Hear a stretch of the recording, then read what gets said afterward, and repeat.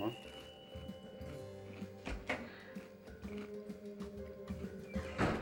Habe ich meine Kekse hier vergessen?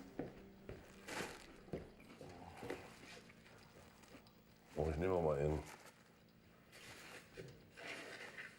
Was macht eigentlich deine Magengeschichte? Daumen, Uli. Morgen ist die Untersuchung. Hast du mal eine Zigarette?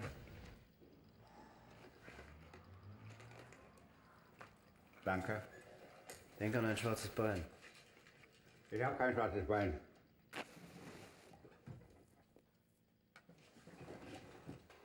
Was ist denn das da? Kannst du mal schärfer stellen? Da. Das ist die Grenze der Deutschen Demokratischen Republik, ja? Komm, bleib schön auf deiner Seite.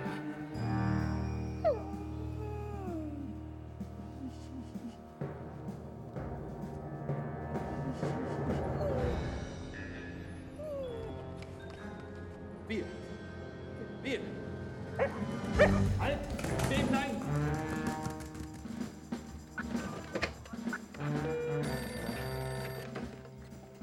Peter? Harald?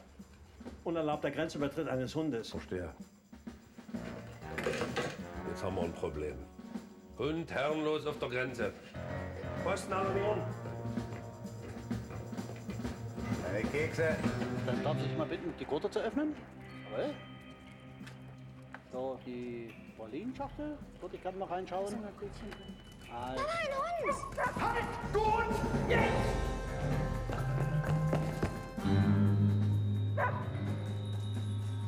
Achtung, er kommt! Halt! Halt! Bleib halt! Halt dich ein! Axel, los! Axel, komm mal. Jürgens. Ich hab ihn. Axel, ich hab ihn. Jetzt ist es dran. Jetzt los! Einfach jetzt! Scheiße! Verdammt, was ist denn das? Mann, warum was? Ist er Junge oder Mädchen? Mädchen. Feines Mädchen bist du. Fein. Oh, der Chef. Genau sowas, Leutnant. Grenzverletzer ist dingfest gemacht. Danke, Genossen. Komm her. Gib mir mal, Harald. Der Chef vom Dienst hat doch wirklich andere Aufgaben. Ja, ich mach das schon, Uli. Ein Parteisekretär hat doch wirklich andere Aufgaben. Ich sollte ihn untersuchen. Vielleicht trägt er Spionagemittel am Körper, Harald. Ja, vielleicht eine Atombombe, Uli. Danke, Genossen. Einsatz beendet. Weitermachen.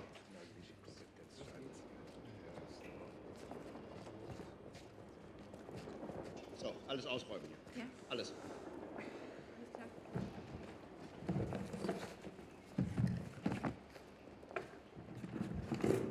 Feststellung eines Fundes.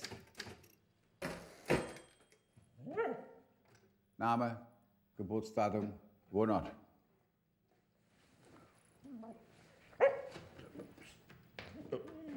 Brav.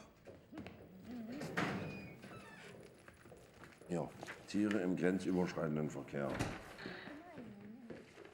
Der Hund muss untersucht werden. Das ist mein Ernst, Harald. Komm zurecht, Uli. Ist noch was?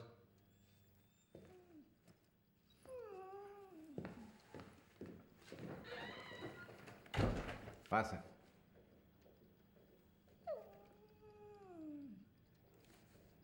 Vielleicht sollten wir doch Uli fragen, der hatte mal einen Pudel.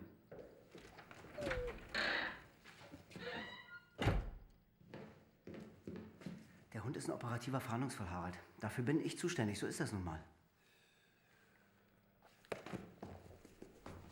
Genosse Oberleutnant, machen Sie die Meldung fertig. Angaben zum Fahndungsobjekt, Festnahmeprotokoll, ärztliches Attest. Du weißt schon. Viel Vergnügen mit deiner Fahndung.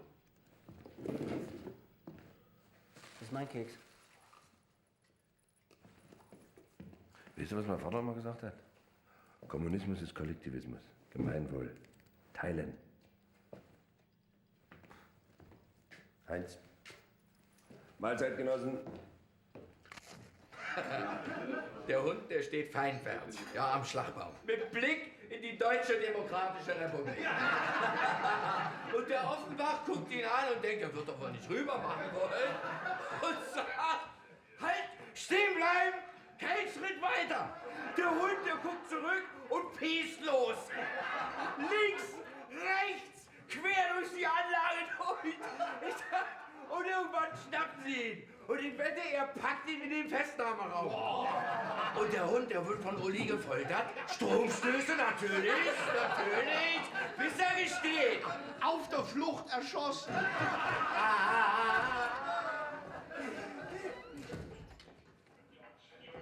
Mahlzeit. Na, Ilona, Na du? gib mir mal eins mit Käse und einen Kaffee. Ist aber still heute hier.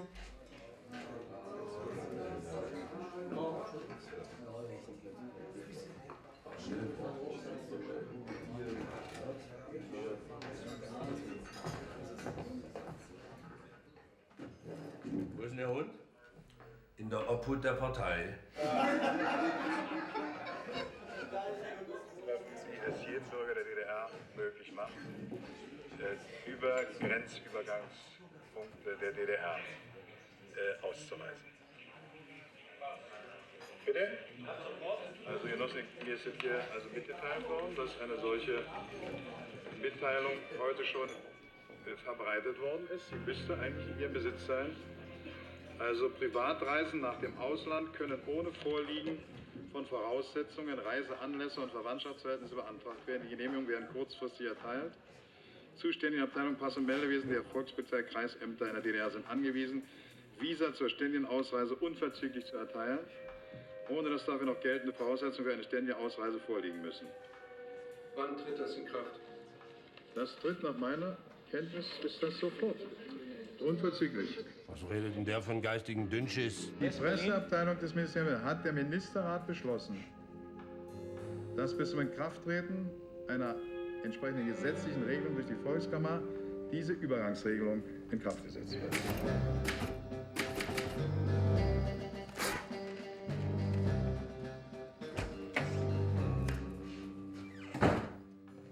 Du musst den Bericht nur noch unterschreiben, dann kann ich ihn erst mal wegheften.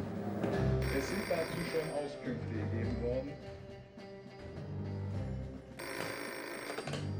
Operatives Leitzentrum Oberstkummer. Jörg Schäfer von der Grenzübergangsstelle Bornholmer Straße. Ich rufe an wegen der Äußerung von Schabowski auf der Pressekonferenz. Wegen dem Blödsinn rufst du an?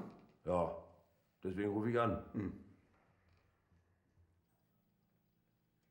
Was hat denn das zu bedeuten? Du weißt doch, dass DDR-Bürger einen Pass und ein entsprechendes Visum brauchen. Ja, das weiß ich. Na also. Oder stehen bei euch schon welche unten? Das kann ich jetzt von hier aus nicht sehen. Bevor du die Pferde scheu machst, erkunde die Lage. Schäfer? Ja? Mach deine Leute nicht verrückt. Ja.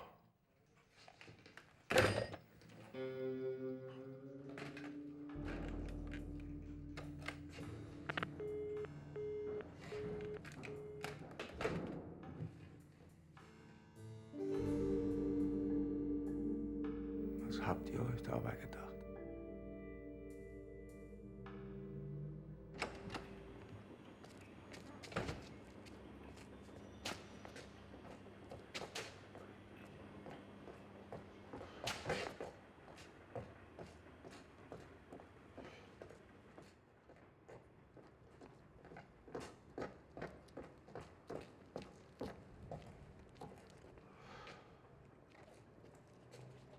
Genosse Oberstleutnant, Freund fährt sein ruhiges Vorfeld. Waren Leute hier, die ohne Visum ausreisen wollten? Ohne Visum? Nein, Genosse Oberstleutnant. Wenn welche kommen, schickt ihr die zurück. Selbstverständlich. Zurückschicken. Genosse Oberstleutnant.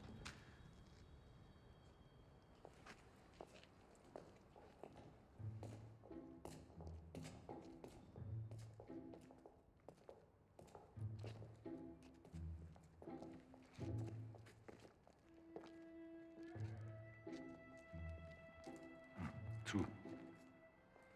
Was machen die denn da? Rambold, Hoffmann. Auf jeden Fall die Ruhe bewahren. Verstanden? Verstanden.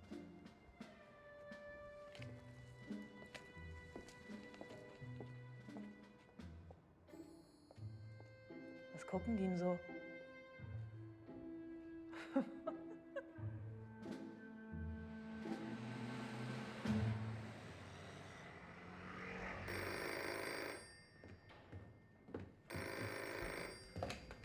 Ja? Genosse Kummer, die ersten Menschen nähern sich der Grenze.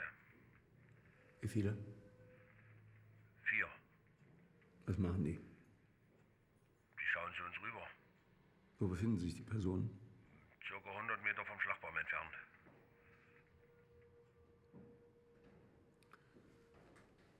Behalt es im Auge, Schäfer. Wenn die zu euch rüberkommen, dann schickt ihr sie weg. Der Schabowski. Muss da was in den falschen Hals gekriegt haben. Schäfer? Ja? Nicht nervös werden. Ja.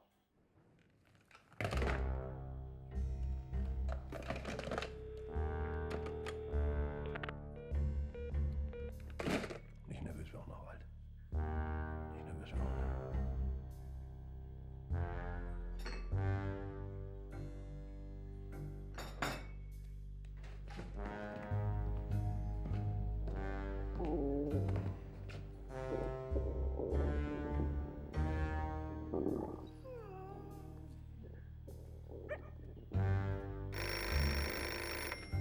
Ja? Harald, es werden immer mehr. Ich komme.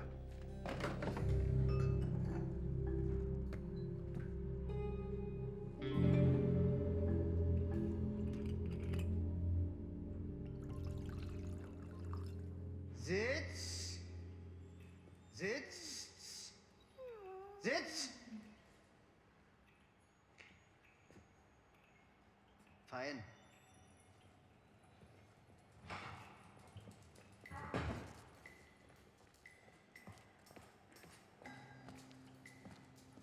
Ich dachte, bevor er Probleme macht, gehe ich Gassi, Harald. Du solltest mal mit dem Genossen Schabowski Gassi gehen, Olli. Willst du damit etwa sagen, der Genosse Schabowski ist ein Hund? Er macht Probleme, Olli.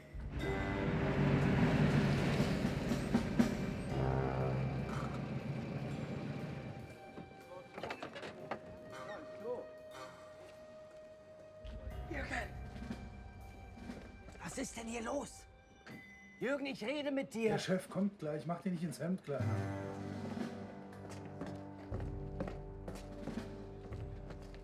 Der Schabowski hat von einer Pressekonferenz irgendwelchen Unsinn erzählt. Das war im Fernsehen.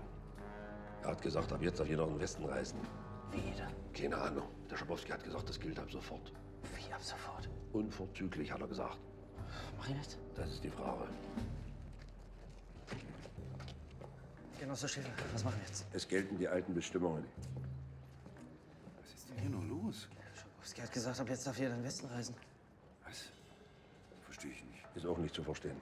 Wir lassen uns nicht provozieren. Guten Abend, die Herren. Guten Abend. Guten Abend. Ja, wir möchten hier nach West-Berlin. Und? Was und? Ihren Pass bitte. Wieso Pass? Hast du nicht gehört, was Herr Schabowski im Fernsehen gesagt hat? Ja, das haben wir gehört. Können wir jetzt rüber oder was ist? Wenn Sie ein Visum haben?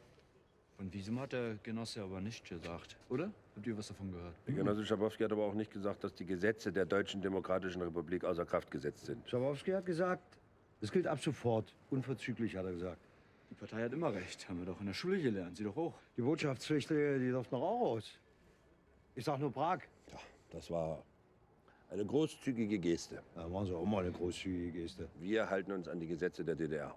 Im Gegensatz zum Politbüro oder Sie was? brauchen hier nicht mit uns diskutieren. Wir kommen mal wieder ehrlich. Wir haben doch Kinder. Sobald die Durchführungsbestimmungen erlassen sind, werden wir Sie informieren. Aber das wird mit Sicherheit nicht mehr heute Abend sein. Und jetzt fordere ich Sie auf, das Grenzgebiet zu verlassen. Andernfalls... Schießen Sie oder was? Nicht schießen. Hier schießt keiner. Komm, wir gehen jetzt.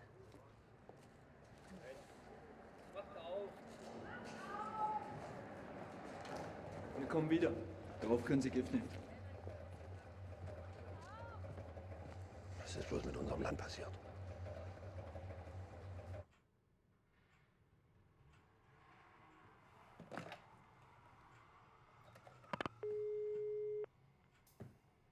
Ja.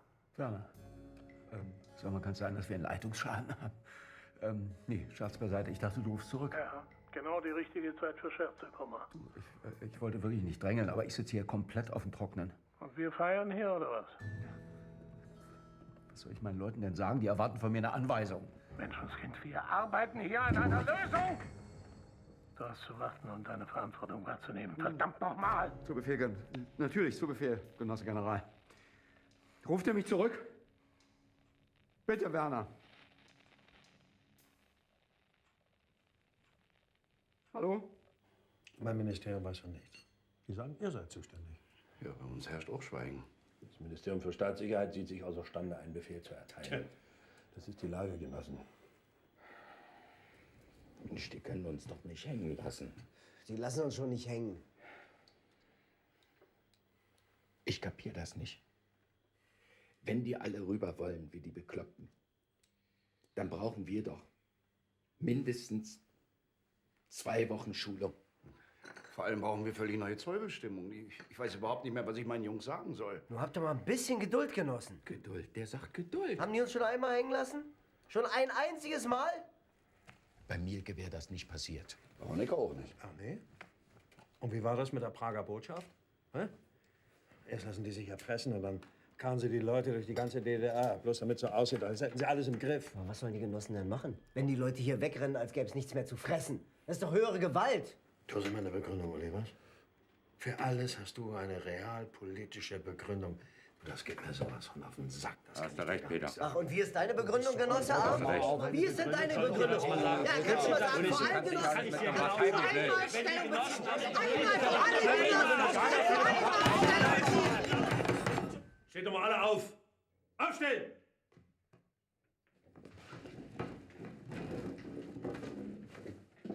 Fasst euch an den Händen. Das ist ein Befehl.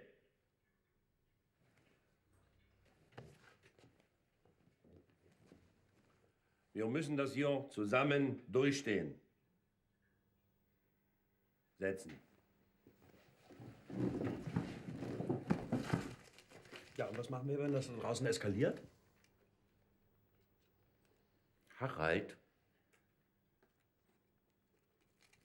Man könnte mal aufhören, mir hier die Bude voll zu qualmen. Wird einem ja übel von. Weißt du, wovon mir übel wird, Harald? Wie du hier mit meinen Keksen umgehst. Und dass du hier keinen einzigen Muck sagst. Wer ist denn hier der Chef vom Dienst?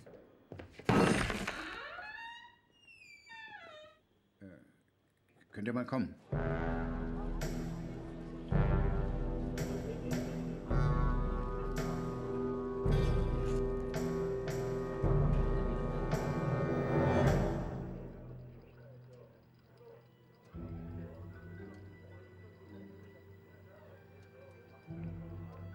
ja, jetzt sag du uns, was wir machen sollen, Harald.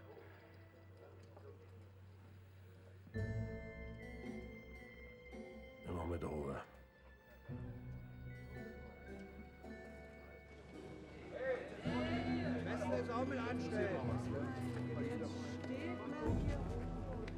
Britta, was machst du denn hier? Ich hatte Angst, dass was passiert. Ich bin im Dienst. Ihr dürft jetzt keinen Blödsinn machen. Axel, verstehst du? Mensch, Britta, was sollen denn die Genossen von mir denken?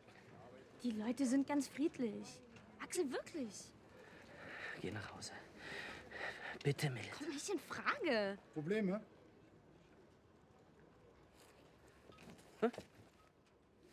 Nein, alles in Ordnung. Ich habe dir schon erklärt, dass ich ein Visum brauche. Und? Haben Sie eins, junge Frau? Grenzgebiet ist verbotene Zone, das sollten Sie eigentlich wissen.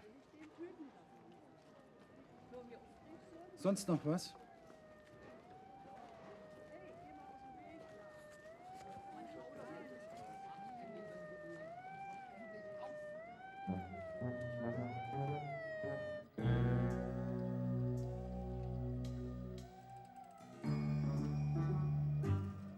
Mensch, klar.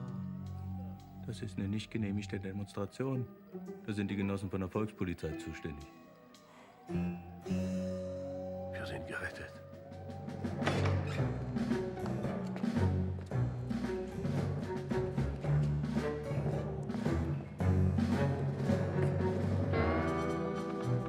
Mensch, Armin. Endlich. Ihr wisst also Bescheid. Natürlich. Da bin ich ja erleichtert. Und? Was und? Noch welche Instruktionen habt ihr? Wieso wir? Na, wir dachten ihr. Nee, wir dachten ihr. So, ich glaube, ich bin im falschen Film. Oder wollen die uns prüfen? Oder hat der Schabowski bloß einen Witz gemacht? Ja, ist alles bloß ein Witz. Kann bloß keiner drüber lachen. Harald, was habt ihr jetzt vor? Naja, ist eine Zusammenrottung. Dafür seid ihr zuständig. Die stehen vor eurer Grenze. In eurem Revier. Wenn eure Leute da oben schlafen, da sollen wir den Kopf hinhalten. Achim, wir müssen was machen. Aber doch nicht ohne Befehl. Danke, Achim. Du hast mir sehr geholfen. Harald! Oh, Mensch, Harald! Jetzt schiebst du mir den schwarzen Peter zu! Na prima, feiner Genosse! Was soll ich denn machen, Genosse? Ja, was sollst du jetzt machen, Genosse? Was soll ich machen? Schöne Scheiße!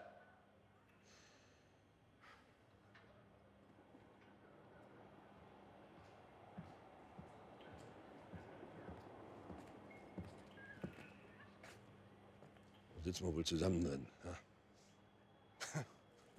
Du, ich habe mir das gerade bildlich vorgestellt. Achim, Ja? wir brauchen eine Idee, wie wir da rauskommen. Wir könnten ja Folgendes machen.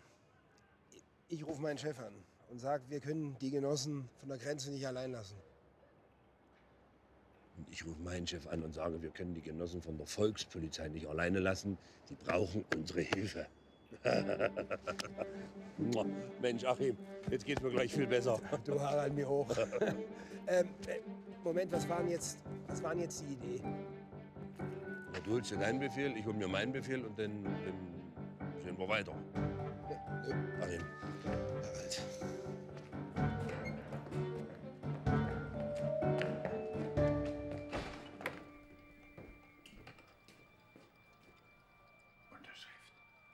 Hier nochmal Schäfer von der Bornheimer Straße, Genosse Oberst. Die Genossen von der Volkspolizei waren gerade hier. Die brauchen dringend unsere Hilfe. Das geht uns die Polizei an. Aber die sind doch zuständig für uns. Sag mal, drehst du jetzt völlig durch? Ich bin für euch zuständig. Das meine ich auch. Die brauchen einen Befehl. Und wir brauchen doch auch einen Befehl, ist doch so. Oder? Genosse Oberst? Bitte. Ich kann mir auch keinen Befehl aus den Rippen schneiden, Schäfer. Und was soll ich jetzt meinen Leuten sagen? Hör auf deinen gesunden Menschenverstand. Mehr kann ich dir auch nicht sagen.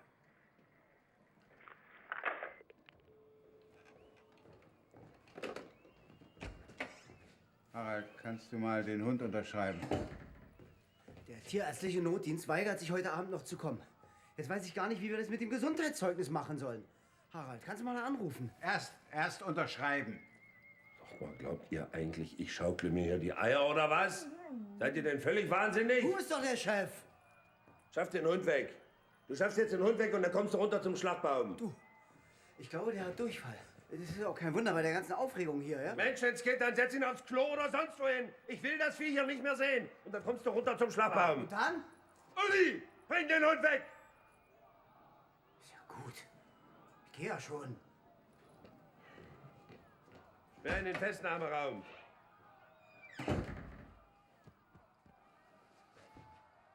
Meine Unterschrift.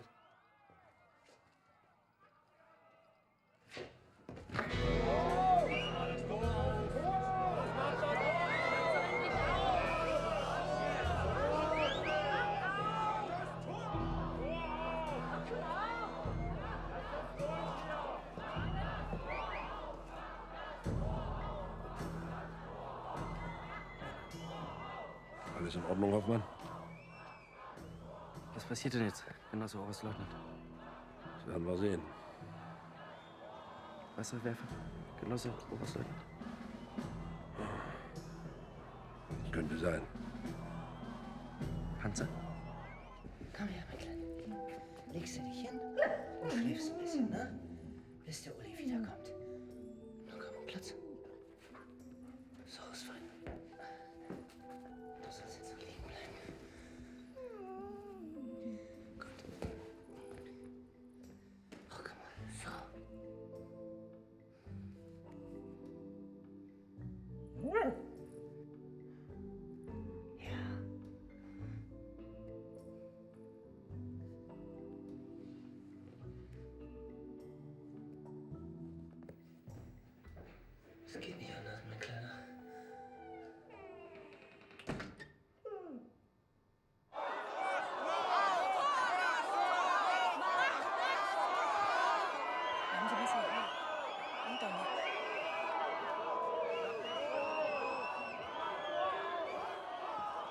Genosse Oberstleutnant, wie befohlen zur Stelle.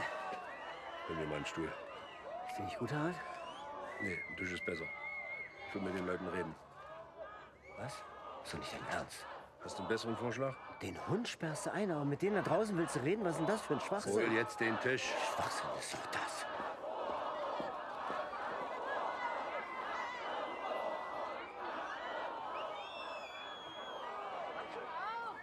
Guten Abend, Genosse Offizier. Guten Abend. Ich möchte meine Tochter in West-Berlin besuchen. Haben Sie ein Visum? Ist nur ein Besuch. Zeigen Sie mir bitte Ihr Visum. Ich komme auch wieder. Sie wollen mich nicht verstehen, oder? Gibt's Probleme, Genosse Oberstleutnant? Aber der Genosse Schabowski hat gesagt, Ich dass weiß wir... selbst, was der Genosse Schabowski gesagt hat. Wollen Sie mich für dumm verkaufen? Nee, ich wollte nur meine Tochter besuchen. Haben Sie nicht gehört? Sie halten sich unerlaubt im Grenzgebiet auf.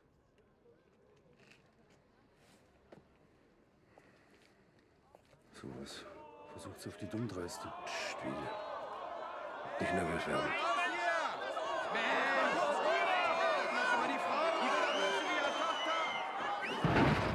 Tischsicherung.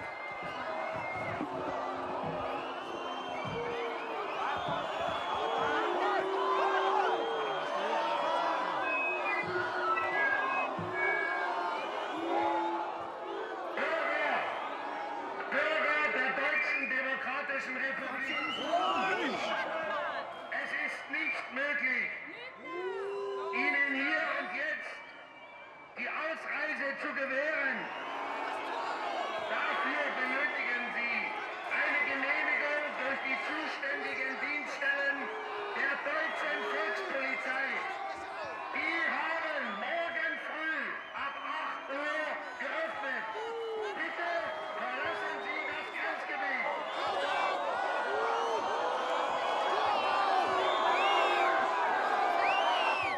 Morgen wird doch auch ein neuer Tag.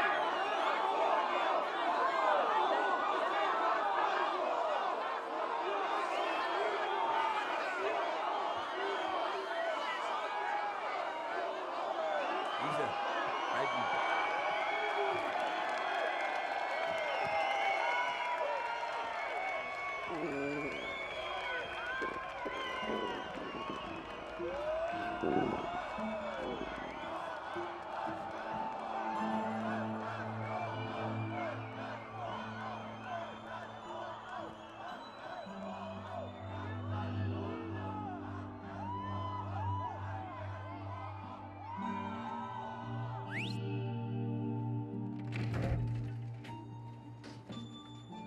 Kannst du mal runterkommen? Ist was passiert, Harald?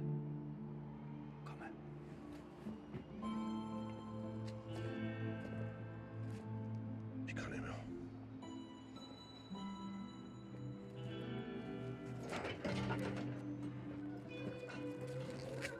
Danke, Wolfgang.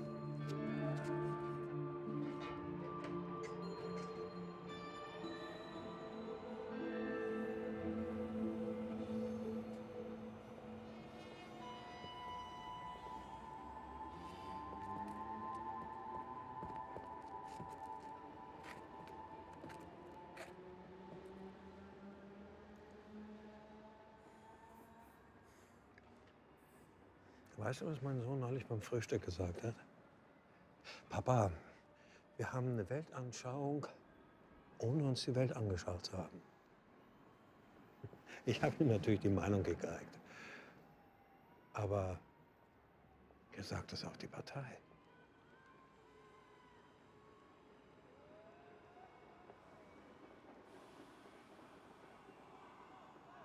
Ist viel passiert in den letzten Monaten, nicht? Ja. Ist viel passiert. Aber wir reden nie drüber. Soll ich dir die Beichte abnehmen? Wenn die wirklich die Grenze aufmachen. Aber eine Menge Arbeit. Glaubst du das wirklich? Harald!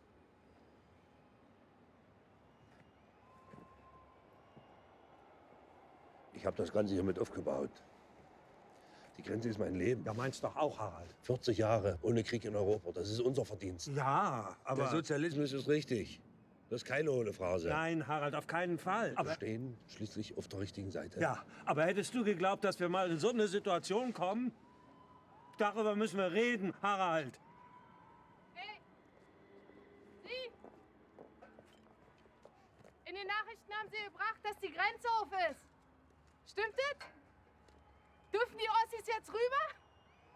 Sehen Sie hier welche? Wir hören doch, dass da was ist. Hört ihr das nicht? Wie Sie sehen, ist alles wie immer. Sie können ruhig ins Bett gehen. Wenn die wüssten, was, Harald? Wolfgang, Anruf von unten. was ist passiert? Die wissen nicht, was sie machen sollen.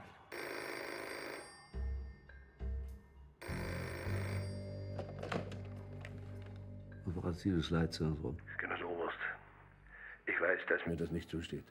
Aber ich muss wissen, was ich jetzt tun soll. Ich brauche dringend eine Entscheidung, Genosse Oberst. Jetzt werde ich aber langsam wütend. Es ist alles gesagt, Schäfer. Die Leute lassen sich nicht mehr vertrösten, die werden aggressiver. Dann stell sie ruhig, Mann. Das habe ich doch versucht, aber... Wie viele sind das überhaupt? Ich weiß nicht, wie viele, aber es sind sehr viele, Genosse Oberst. Viele? Was ist denn das für eine verblödete Angabe? Menschenskind, ihr kriegt das schon hin. Was? Was sollen wir hinkriegen? Was meinen Sie denn? Du wartest auf deinen Befehl und dann führst du ihn aus. So einfach ist das, Schäfer. Aber es gibt doch keinen Befehl! Genosse Oberst, es gibt keinen Befehl! Du sollst Stellung halten! Stellung halten! Hast du das verstanden? Ob du das verstanden hast, Genosse Oberstleutnant? Das ist ein Befehl. Jawohl. Stellung halten. Verschaff dir erstmal einen Überblick. Und mach hier keine Panik. Der Befehl, Genosse Oberst. Erstmal Überblick verschaffen.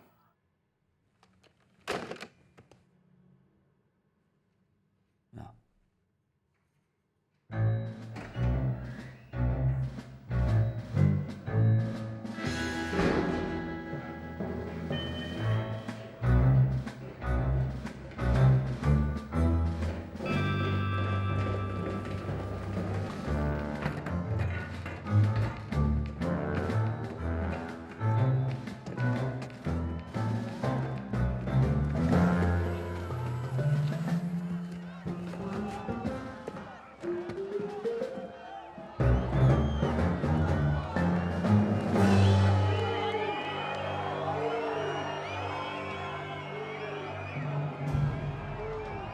Wie viel mögen das sein, Harald?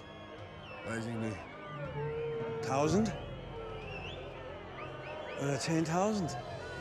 Wahrscheinlich die ganze Stadt. Wie viele Männer haben wir?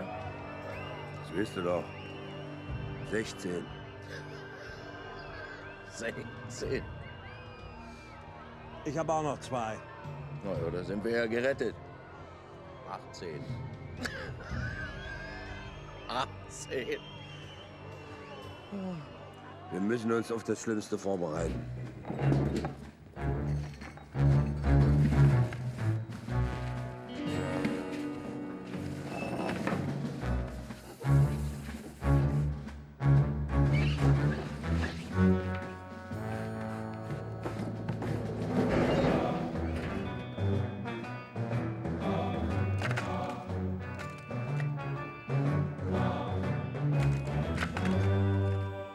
Micha, ich hab euch ein paar Schrippen geschmiert.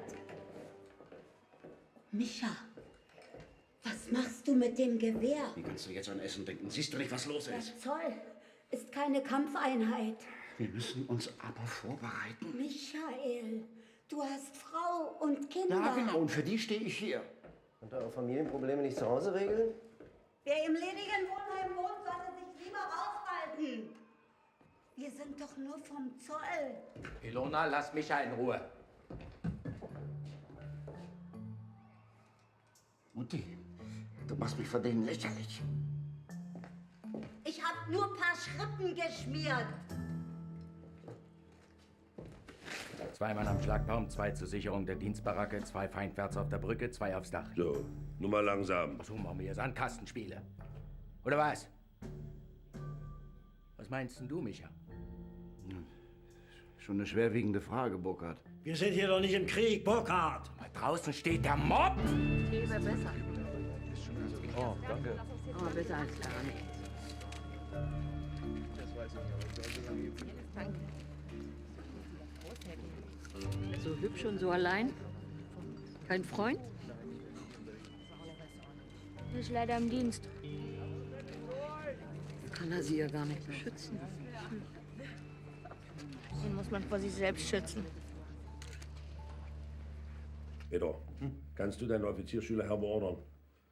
Wenn ich die aus den Schrebergärten abziehe, ist ja das ganze Hinterland ohne Kontrolle. Mensch, die stehen bei uns vor der Tür. Denkst du, da klettert einer in den Gärten über die Mauer? Du kannst immer nur sagen, was nicht geht, Peter. Fällt auf. Ja, du bist wirklich sehr negativ. Das ist mir schon lange aufgefallen. Und ich möchte auch, dass du jetzt dazu Stellung nimmst. Uns steht die Scheiße bis zum Kragen und du klopfst hier Sprüche? Du, dein Gequatsche, das finde ich sowas von zum Kotzen. Bin ich hier jetzt der Idiot, wenn die Genossen oben Scheiße bauen? Du bist so ein blödes Arschloch! So, Harald, hast du das gehört, was er gesagt hat? Arschloch, hat er gesagt. Habt ihr das gehört? Jetzt halt doch mal die Schnauze, Uli, darum geht's doch jetzt gar nicht. Ach so, bestimmst du jetzt, worum es geht? Ja, ausgerechnet du, der sich immer hinter seiner Mutti und dem ganzen Zeug... Lass meine Mutter aus dem Spiel. Ja, bitte, ja. Ruhe! Hier kann man ja keinen klaren Gedanken fassen. So, der Chef denkt nach. Ja, der denkt nach. Aber kann man denn mit einem Ergebnis rechnen? Ruhe! Harald, du musst jetzt wirklich Ruhe, mal eine Olli, Entscheidung... Ruhe! Du musst mal jetzt... Ruhe! Musst eine Entscheidung treffen. Es ist so.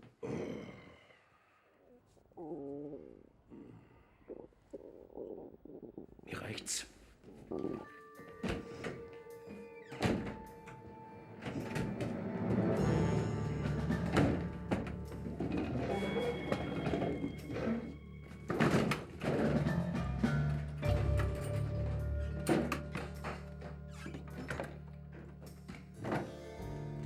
So, Genossen.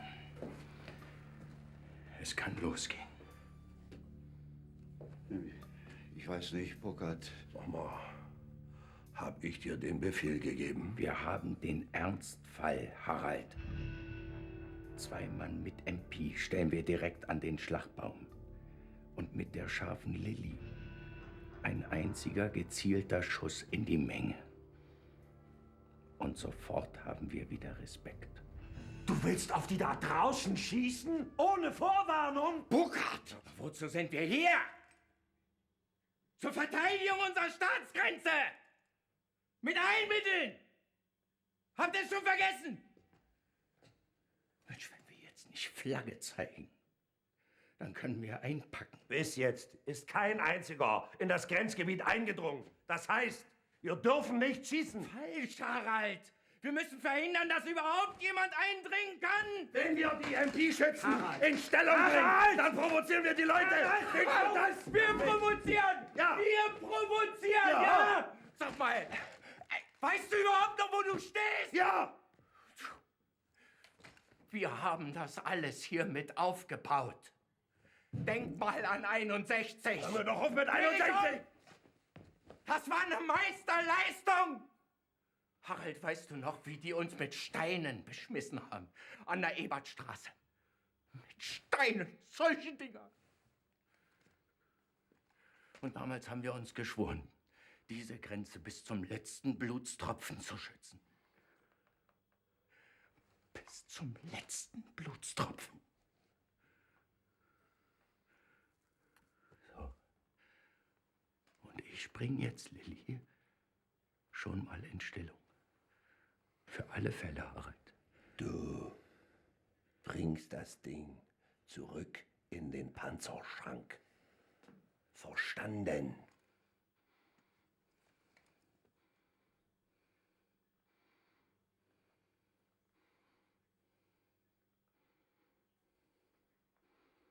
Ich hoffe, du weißt, was du tust.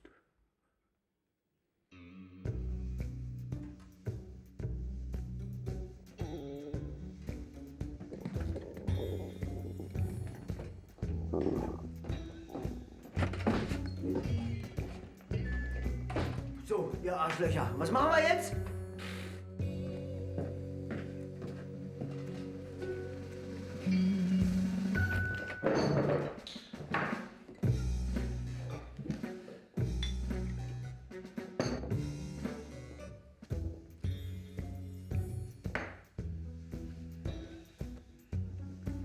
Ich beschütze dich, mein Junge.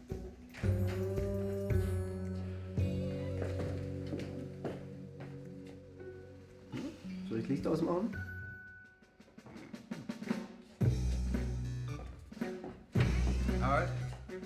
Dringend. Diplomatische Verwicklungen. Das Oberstleutnant, der Botschafter von Mosambik. Ich habe ihm gesagt, er ist kein Durchkommen mehr, aber der lässt sich nicht abwimmeln. Der will in die DDR einreisen.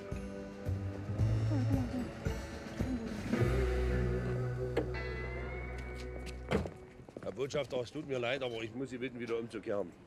Wir kriegen Sie da drüben nicht durch. Es sind heute besondere Umstände. Diplomaten überall auf der Welt haben freie Fahrt. Keine besonderen Umstände. Ja, das ist eine nicht beabsichtigte Folge der Pressekonferenz des Genossen Schabowski.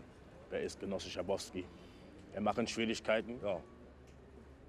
Ich meine, nein, ich meine, wir wollen Ihnen keine Schwierigkeiten machen. Ich bitte aber um Verständnis. Es ist, wie soll ich Ihnen sagen, es ist höhere Gewalt. Darf ich bitten um Ihren Namen und Dienstgrad? Und auch von dieser Genosse Schabowski. Sie können nicht durch. Bitte verstehen. Straße verstopft.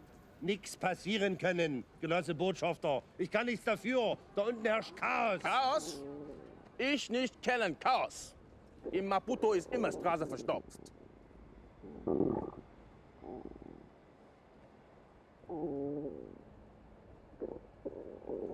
Entschuldigung. Entschuldigung.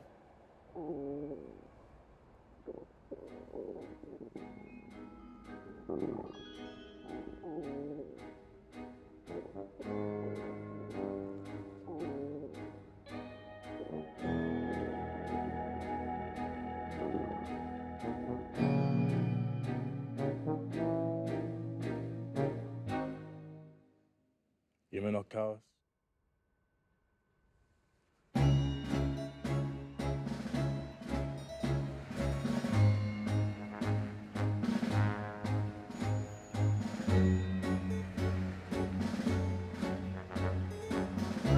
Sackgasse! Was ist denn jetzt? Hier kommt doch keiner durch! Für Schluss! Wie wollt ihr denn hier durch? Oh Gott, das ist deine Aufgabe. Mach ich. Mach ich. Passieren lassen. Es ist alles voll hier. Bürger der Deutschen Demokratischen Republik. Wir haben es hier mit einer diplomatischen Angelegenheit zu tun. In diesem Auto sitzt ein Freund aus Mosambik. Sie wissen, wie eng wir mit dem schwarzen Kontinent sind. Da dürfen wir doch gar nicht hin. Bitte gefährden Sie nicht unsere Freundschaft zu den Völkern Afrikas. Was für eine Freundschaft! Der Botschafter muss dringend in die DDR einreisen. Lassen wir mal raus! Bitte räumen Sie die Straße frei. Oh, guck mal an, die Staatsmacht bitte. Auf dich hört doch keiner mehr. Hey Leute, kommt, macht frei. Nehmen Sie an hier die Autos. So, bitte räumen Sie die Straße frei. Gehen Sie weg. Erstes deutsches Fernsehen. Wir hätten ein paar Fragen. Keine Interviews. Ein kurzes Statement, bitte. Warum ist die Grenze immer noch geschlossen? Worauf warten Sie noch? War ich nicht deutlich genug? Nee. Ist doch ganz einfach. Ja, wir stehen uns hier die Beine in den Bauch. Und die da gucken sich ihren Typen noch mal an in seiner Uniform. Wie ein Vater, der seine Kinder einsperrt.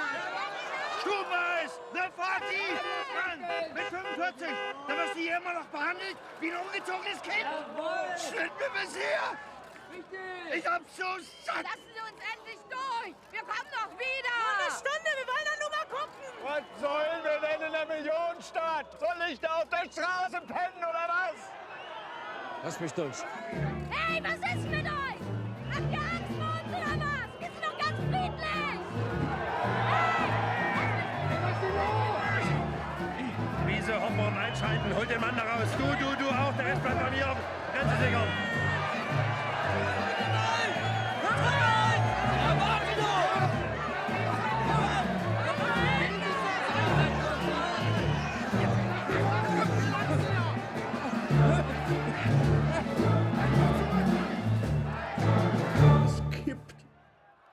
Es kippt, Harald, das kippt. Mensch, Junge, reiß dich zusammen.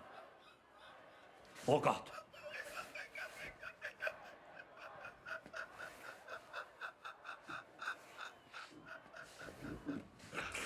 Harald, lass uns die Lilly in Stellung bringen. Bitte. Progressives Leitsyndrom. Hier nochmal Schäfer, Bornholmer Straße.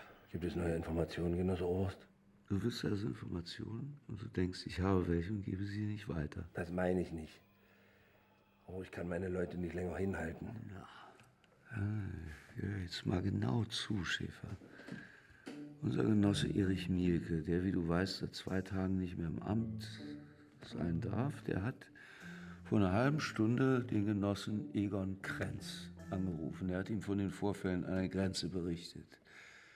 Aber der liebe Herr Krenz, Generalsekretär unserer Partei, Oberhaupt unseres Staates, Vorsitzender unseres Nationalen Verteidigungsrates, wusste von nichts.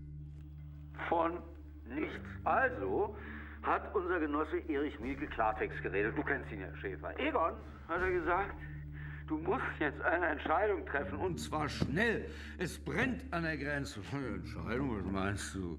Der liebe Herr Krenz sah sich außerstande, eine Entscheidung zu treffen. Noch mehr Informationen, Schäfer, kannst du haben.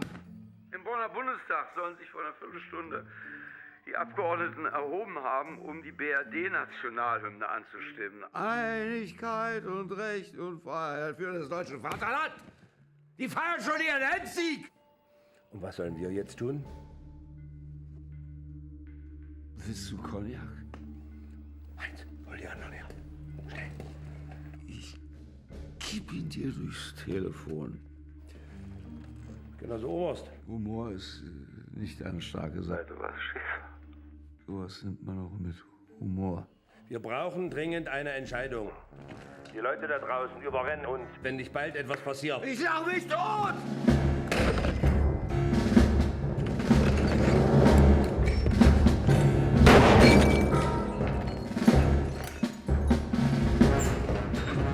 Gibt's einen Schießbefehl? Sollen wir schießen?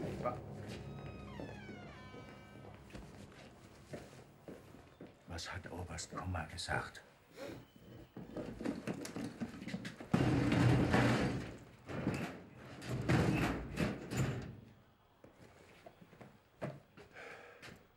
Ich stelle fest, Genossen, es gibt immer noch keinen Befehl. Ich treffe jetzt eine Entscheidung. Ich rufe alle dienstfreien Männer sofort hierher. Das geht nur um Alarmfall, Harald. Du bist dazu gar nicht befugt. Ich bin zu gar nichts befugt. Nicht mal dazu, mit 18 Männern die Grenze zu sichern und auf Befehle zu warten wie ein Idiot. Dazu bin ich befugt. Willst du vielleicht das Kommando übernehmen? Laut Dienstvorschrift darf nur der Offizier im operativen Leitzentrum die Leute beordern. Harald, du kennst die Grundregeln. Was sagt deine Dienstvorschrift, wenn 1 Million Menschen vor der Grenze stehen? Was sagt die da? Was? Was sagst du da, Peter Arndt? Ich will hier keinen falschen Eindruck erwecken. Aha, Micha! Ich bin nur der Zoll. Was soll ich denn jetzt schreiben?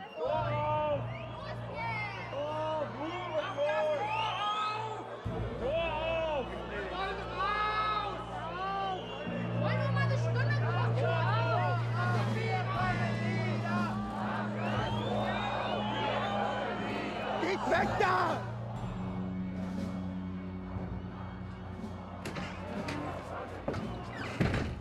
Genossen, manchmal muss man seine Angst überwinden.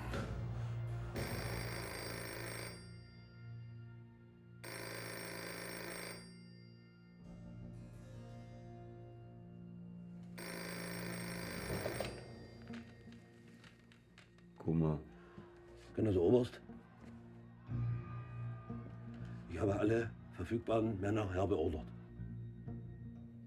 Was hast du? Ich habe alle verfügbaren Männer... Ohne meinen Befehl. Ich weiß, Genosse Oberst. Das steht mir nicht zu. Das kann böse Folgen haben, Schäfer. Ich weiß, Genosse Oberst. Bleib in der Leitung. Jawohl. Du hältst die Klappe, verstanden?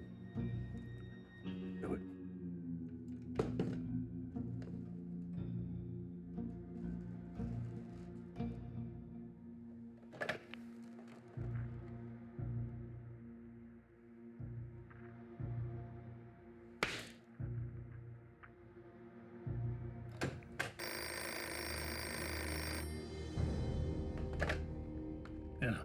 Kummer hier. Genosse General. Du, Werner. Ich habe eben einen Bericht bekommen von Oberstleutnant Schäfer, dem diensthabenden Leiter der Güst-Bornholmer Straße. Die Situation wird da langsam bedrohlich, sagt er. Kann der Genosse das überhaupt real einschätzen, Kummer? Ich denke schon, Werner. Vielleicht hat er ja nur die Hosen voll. Wir können uns jetzt keine Nieten leisten, Hartmut. Der Kerl soll sich zusammenreißen. Genosse General! Schäfer hier, Güst-Bornholmer Straße, Sie können doch mal hören, was hier draußen los ist! Mach das Tor auf, wir kommen wieder! Mach das Tor auf, wir kommen wieder! Mach das Tor auf, wir kommen wieder! Mach das Tor auf, wir kommen wieder! Mach das Tor auf, wir kommen wieder! Mach das Tor auf, wir kommen wieder! Mach das Tor auf,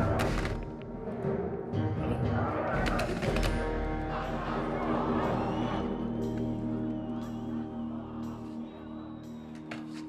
kommen wieder! Genosse Oberst?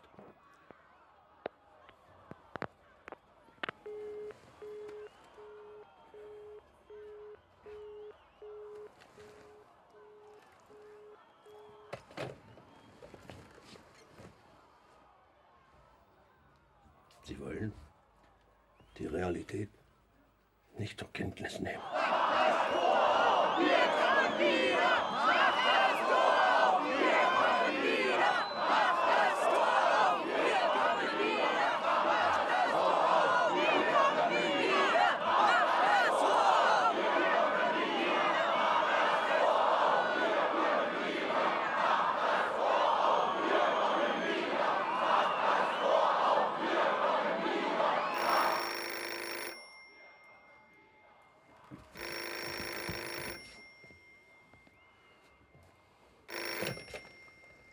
Genosse Oberst? Schäfer, es gibt einen Befehl.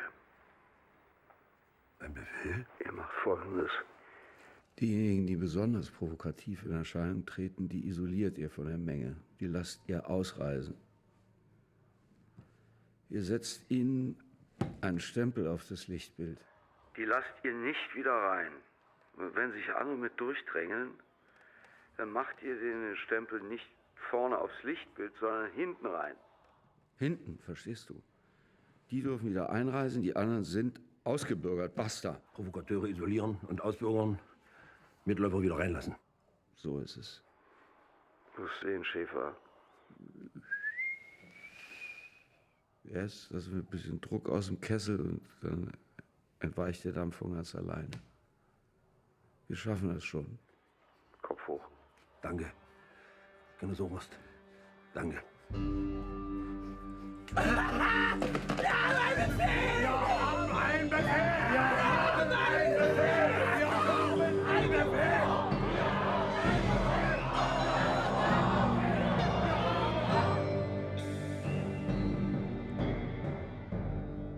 Entschuldige, Erich. Du suchst die Provokateure raus. Du übernimmst sie und führst sie zur Tür. Du geleitest sie von der Tür bis zur Passkontrolle und du machst einen Stempel in den Ausweis. Aber Harald, woher weiß denn, wer den Stempel wohin bekommt? Oh Gott. Du sagst dem Uli, wer ein Provokateur ist. Uli, du gibst es an Christoph weiter und du sagst dem Jürgen. Nee, Harald, ich glaube, das funktioniert nicht. Wieso nicht? Stille Post. Am Ende kommt immer was anderes raus, als am Anfang gesagt wurde. Dann machen wir das anders. Jeder arbeitet für sich alleine. Vom Aussondern bis zur Passkontrolle. So machen wir das, Genossen. Den Weg frei.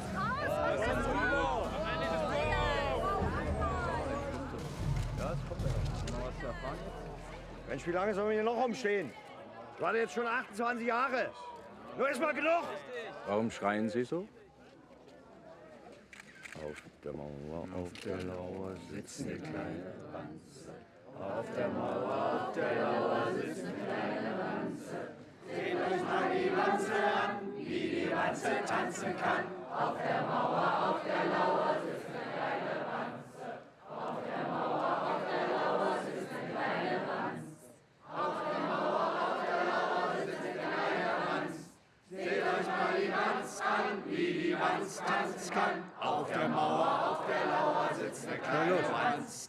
Auf der...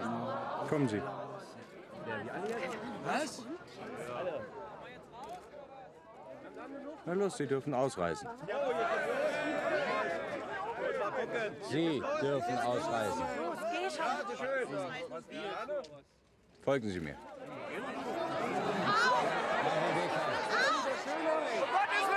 Sie bleiben, wo Sie sind!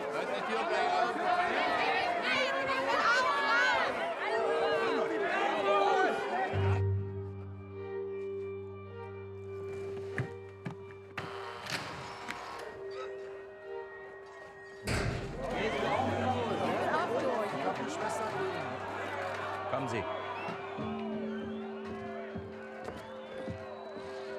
Vorne an der Passkontrolle halten. Er aufs Passbild, Sie hinten.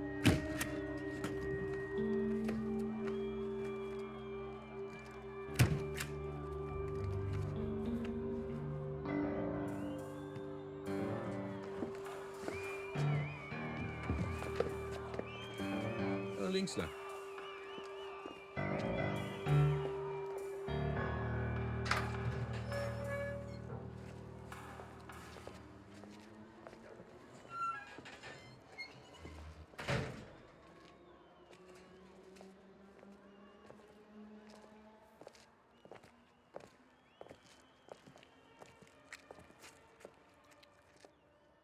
Kneif's mich mal.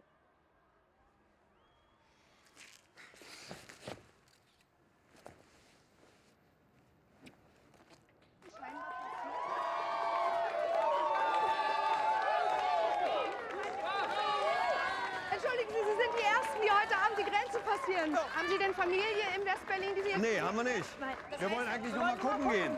Das heißt, Ihr erster Anlaufpunkt wird sein? Kudamm wahrscheinlich. Also, wenn wir finden.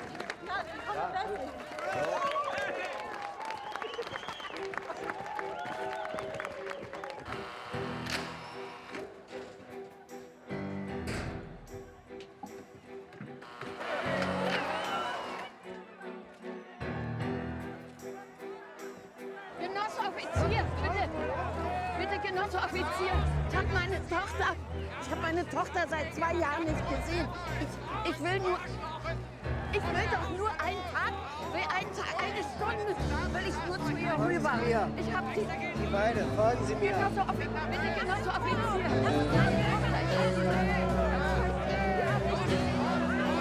Und die anderen auch!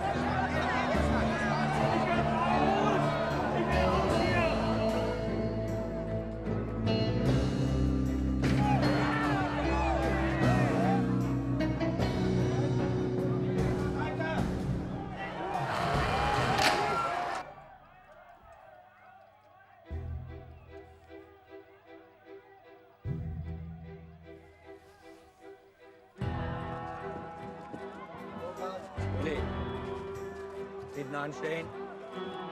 Nach. Da lang! Weitergehen. Ausweise bereithalten.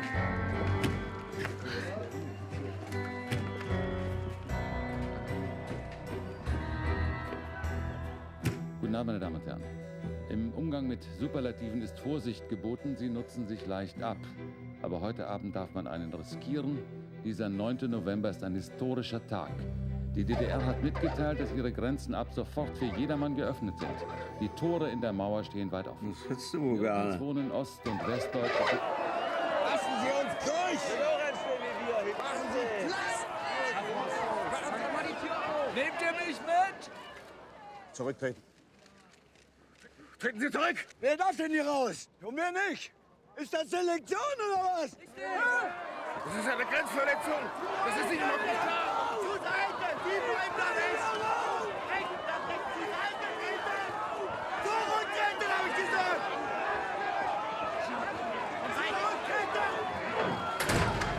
Das Oberstleutnant, die Alarmgruppe ist angetreten. Da haben wir die ganzen Jahre darauf hingearbeitet, dass auf jeden Bürger mindestens 2 Leute von uns kommen. Und dann bringst du mir 10 Mann. Die anderen sind nicht durchgekommen. Also, Genossen, unsere Aufgabe ist es, diese Grenze mit allen Mitteln zu schützen. Einsatz der Schusswaffe nur bei Gefahr für Leib und Leben. Ist das klar?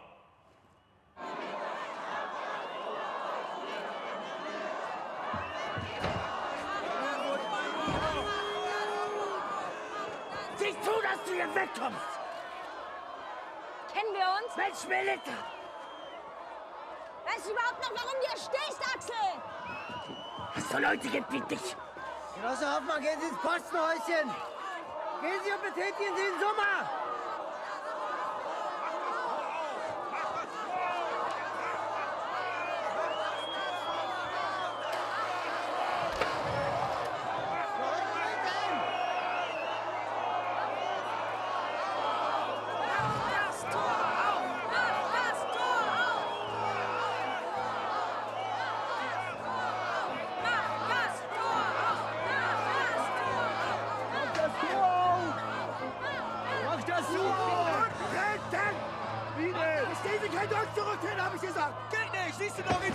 Fasse mich nicht noch einmal an! Von euch lasse ich mich nie wieder anpissen. Die Zeit ist vorbei, wo ihr einfach von der Straße weg, nur weil man euch nicht an den Kram fasst. Ich puste nicht weg, du Vogel! Und dann in den Knast stecken für nichts und erpressen und bedrohen, das könnt ihr! Ihr habt mich die ganze Zeit signalisiert! Genosse Feldwebel, sofort zur Verstärkung an die Vorkontrolle! Einreise! Er hat mich angegriffen! Wegtreten! Das ist Feigheit vom Fall! Das ist ein Befehl!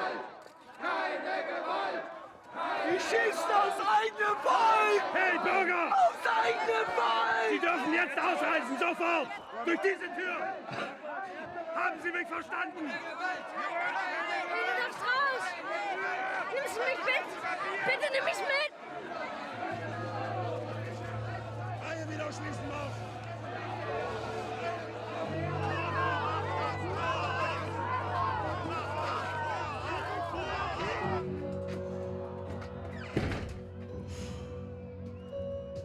Knapp, Hoffmann.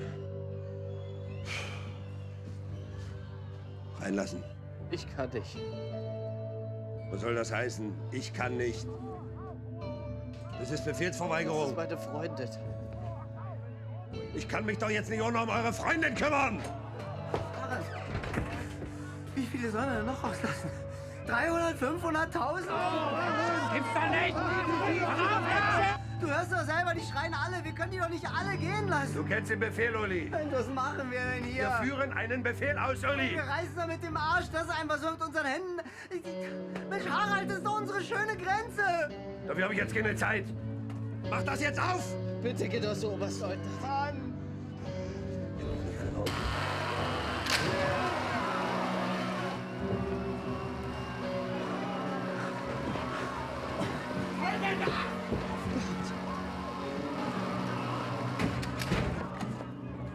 Das hat ein Nachspiel, Hoffmann. Das kannst du mir glauben.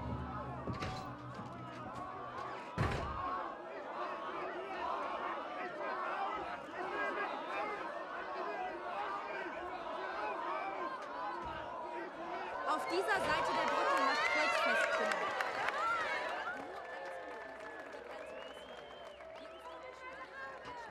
Nehmen Sie Hände darunter.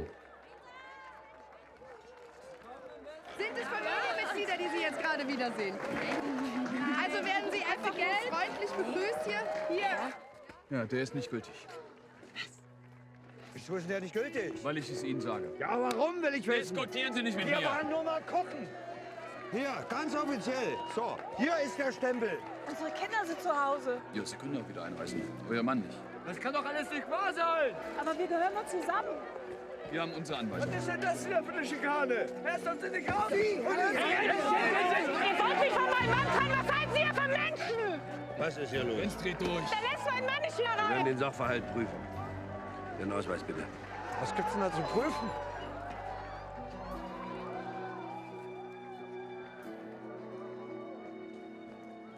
Wir sind hier nicht im Zoo. Ausweis. Was ist denn jetzt? Kommen Sie bitte. Sichern, kommen Sie. Aber was ist mit mir?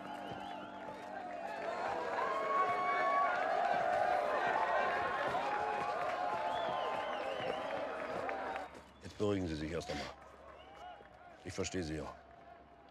Aber Sie müssen uns auch verstehen. Was soll ich denn verstehen? Meine Kinder, die wissen gar nicht, dass wir weg sind. Die schlafen. Warum sind Sie dann ausgereist? Scheiße.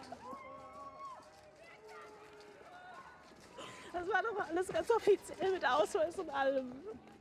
Warum sind Sie überhaupt an die Grenze gekommen heute Abend?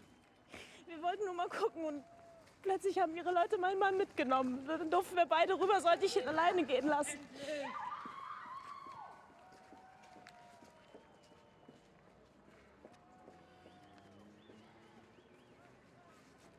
Sie können gehen.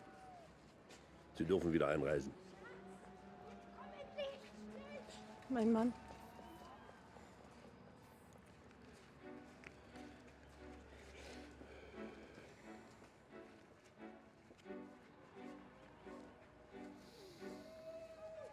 Ihr Mann auch. Folgen Sie mir bitte.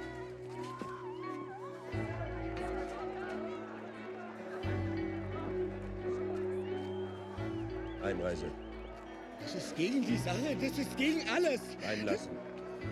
Nee, nee, Du machst das, was ich dir jetzt sage. Du lässt diesen Mann rein.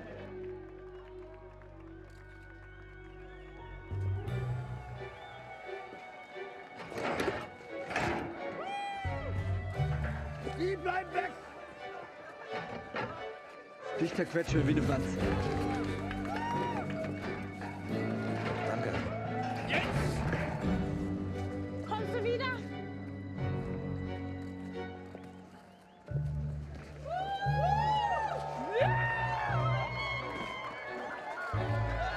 Das ist doch scheiße hier!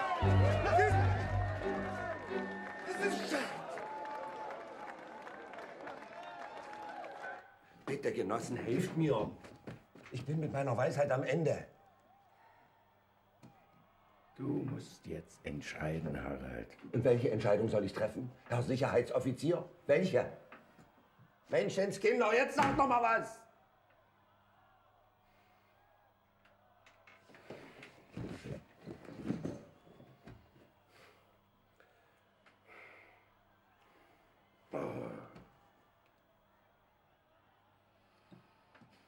Ich könnte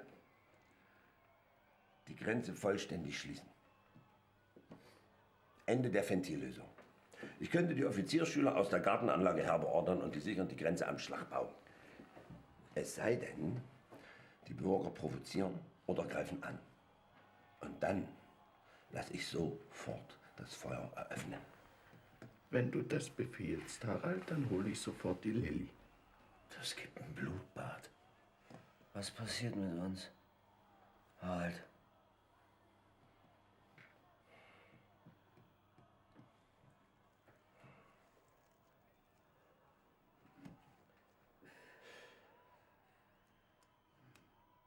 Hast du mal eine Zigarette für mich?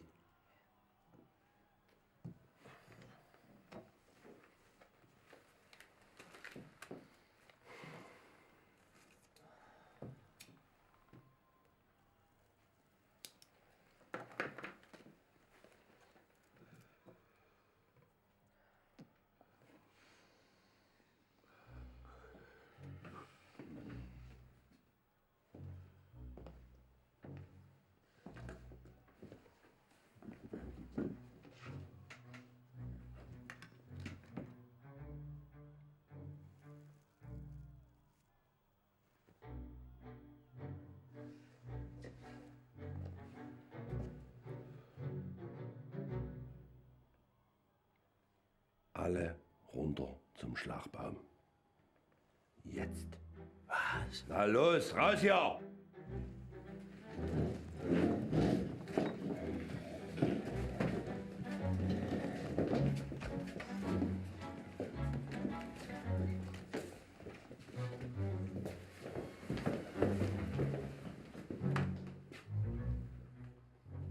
Was hast du denn vor, Harald?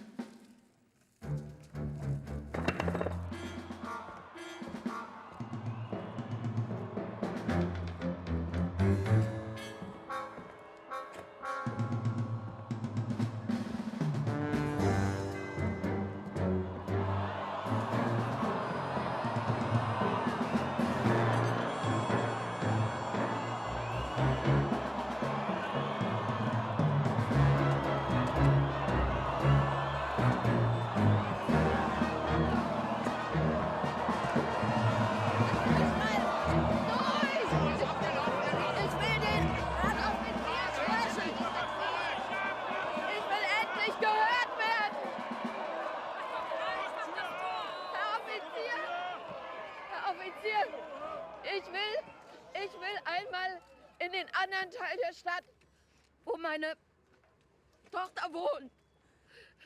Ich bin seit 30 Jahren Lehrerin und erziehe die Kinder in unserem Land. Und ich kann ihnen nicht mehr erklären, warum sie nicht reisen dürfen, während ihre Freunde das Land verlassen über Ungarn und die Tschechoslowakei. Wofür werden wir denn bestraft, wenn wir hier bleiben? Und wir wollen doch auch hier bleiben. Wofür werden wir denn bestraft? Ist das Ihre Politik für die Menschen, die hier jeden Tag zur Arbeit gehen und jeden Tag etwas tun, damit es in unserem Land vorangeht? Lassen Sie mich für eine Stunde zu meiner Tochter. Nur eine Stunde. Eine Stunde. Haben Sie keine Kinder? Haben Sie kein Herz? Also, Leutnant, Fahndungskartei und alle Diensträume sichern Marsch. Alarmgruppe, mir nach! Im Laufschritt! Marsch!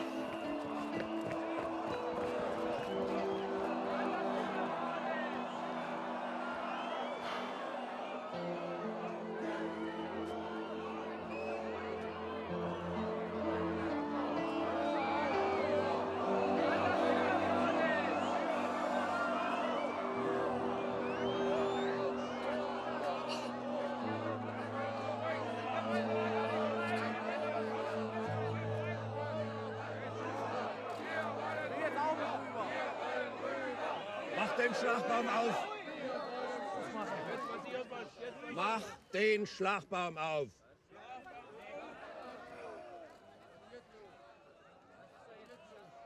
Mach den Schlagbaum auf!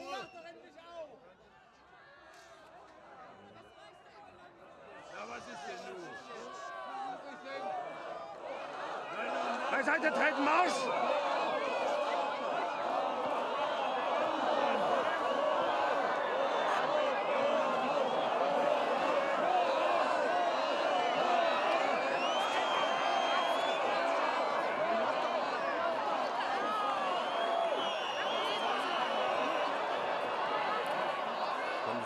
Kommen Sie bitte. Raus, der holt die raus. Kommen Sie bitte. Kommen Sie bitte.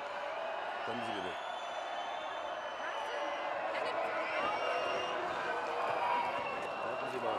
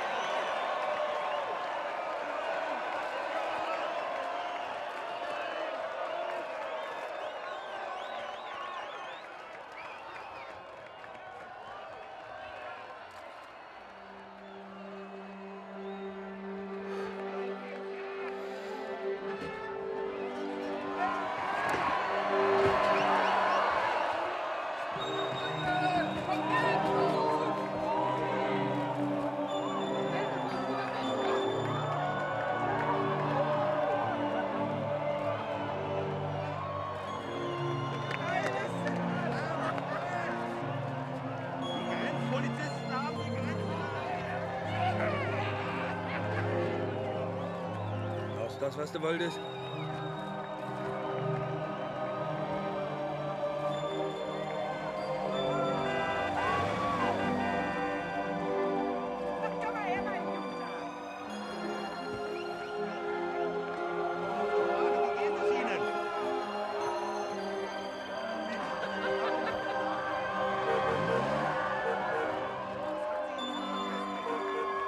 Ich gehe noch mal Meldung machen, hä?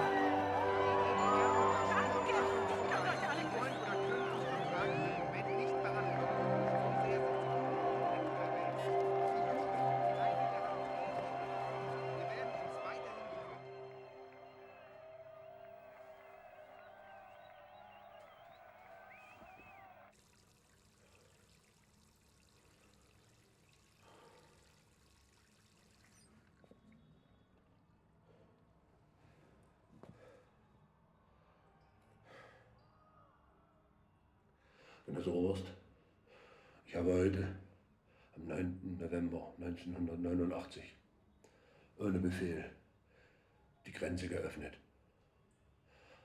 28 Jahre lang habe ich sie bewacht, wie mein eigenes Kind, beschützt vor Grenzverletzern, Agenten, Provokateuren. Als die Partei mir ihre Hand bot, habe ich sie ergriffen, habe studiert und mit wissenschaftlicher Sorgfalt die Lehre des Marxismus in die Praxis umgesetzt. Hier an dieser unserer Grenze. Selbst gesundheitliche Probleme haben mich nicht davon abgehalten, jeden Tag das mir übertragene Vertrauen zu rechtfertigen. Aber heute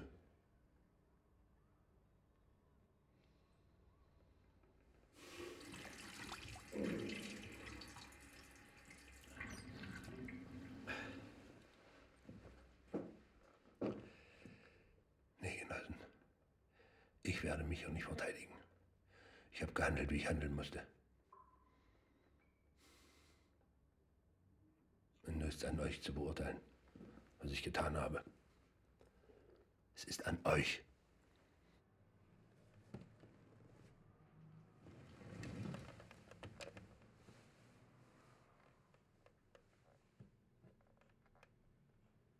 Ich rufe zurück.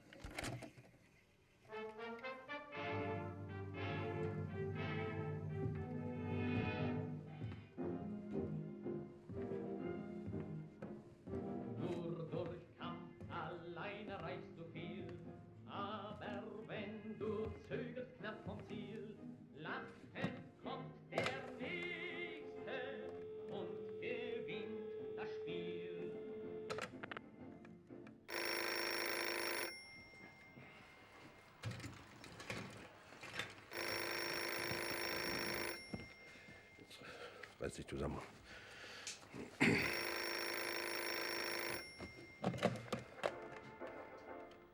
Nur auf die Minute kommt es immer an, ob man sie verstehen und erfassen kann.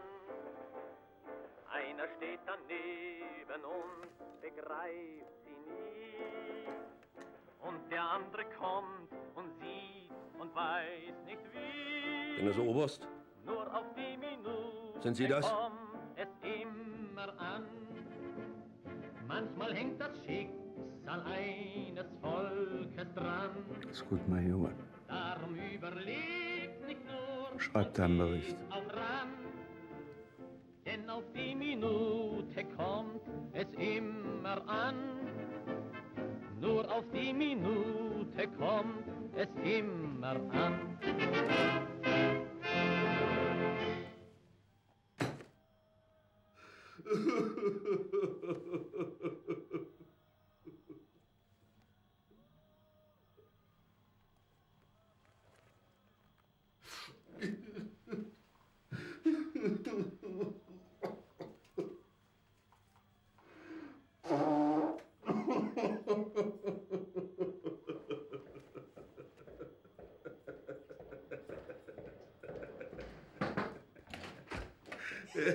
Harald.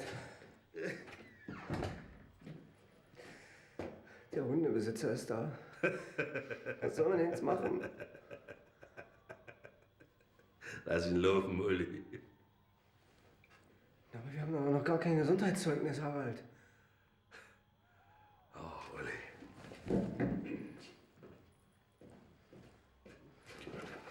Bitte, ne? Gib mir.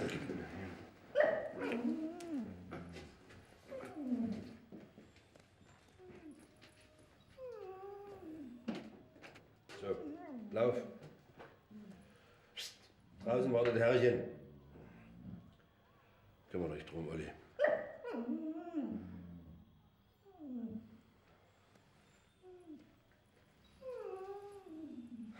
Mensch, Harald, ich kann das nicht. Das Leben geht weiter, Olli.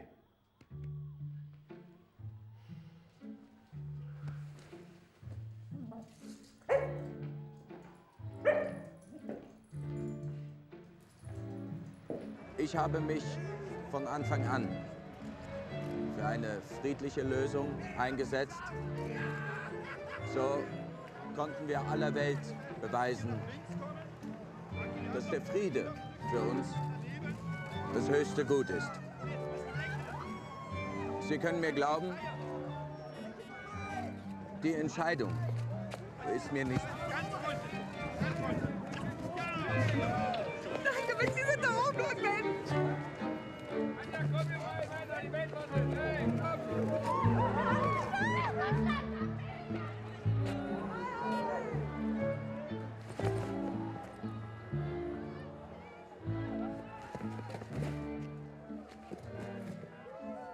Was?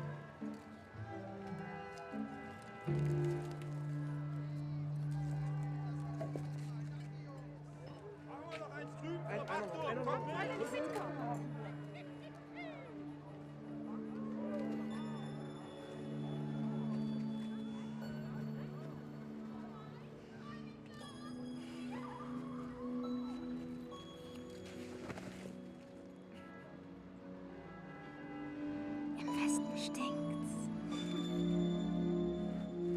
Weichei.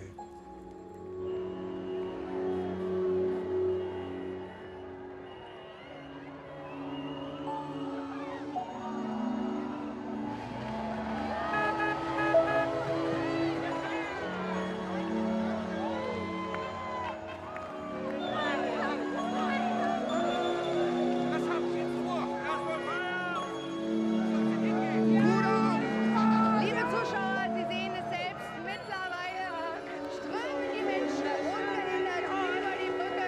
Scheinbar haben die Grenzer sich schon, wo sie hinwollen.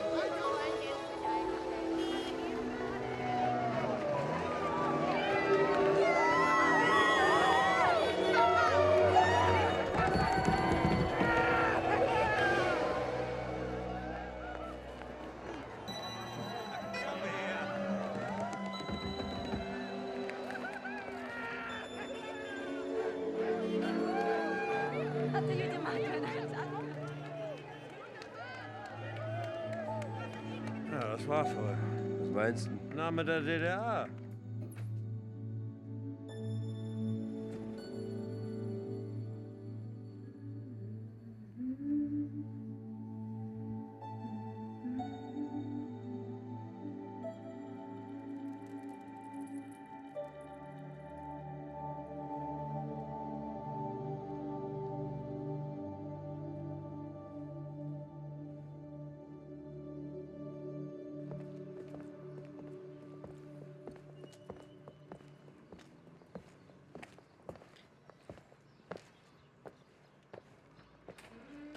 Hallo. Morgen, Jenny. Hallo.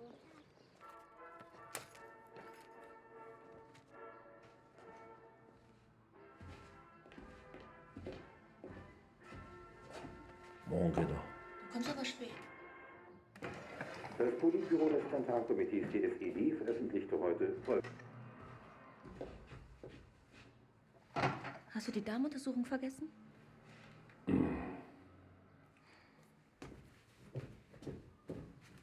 Beeil dich, Harald.